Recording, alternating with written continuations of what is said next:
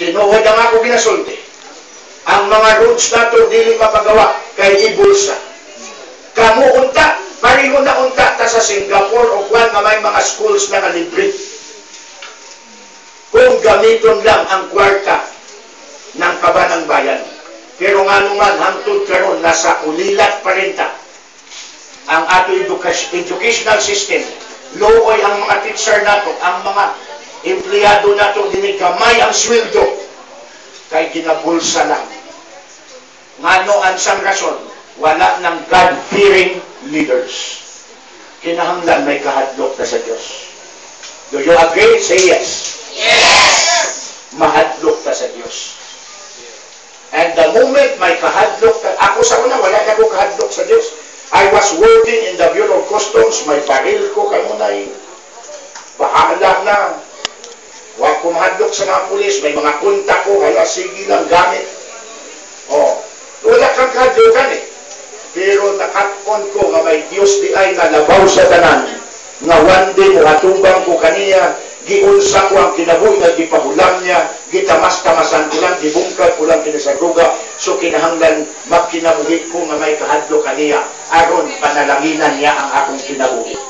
So dito ko nasugdan nga nakarecover ko. Nag-undang ko, political will lang ang kinahanglan, undang ko, and then may kahadlo ko sa Ginoo, pag may naang mo offer, dili ako, kay may Diyos ko nga gikahadlokan. And once you have a God-fearing life, God-fearing heart, makaiwas ka sa mga ginabili ng mga druga. So fear for God. Last end. Unsa na siya? Faith in God. Ang laban na ni, dili ni nato kaya kung walang tabang sa Diyos. Agree? Yes! Dili ni nato kaya. Bisa usap na kaming laki, dili ni nato kaya. Wala kang strength to overcome. But if we have faith in God, once na nakita sa Diyos may pagtuuta, siya na ang muamping sa ato, siya na ang protect sa ato, siya na ang mugiya ka nato, siya na tanan ang muhatag o guidance sa atong kinabuhi. But kinahanglan nato ang pagtuo. We have to put our faith in God. After having said that, I will close our symposium now in a word of prayer. But it's not only me. I will invite you to repeat this prayer after me. Are you ready?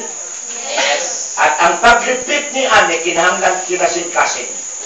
Mangayo tagtabang sa Ginoo. Una, ato siya dawaton isip atong personal nga man luluwas. Our personal Savior.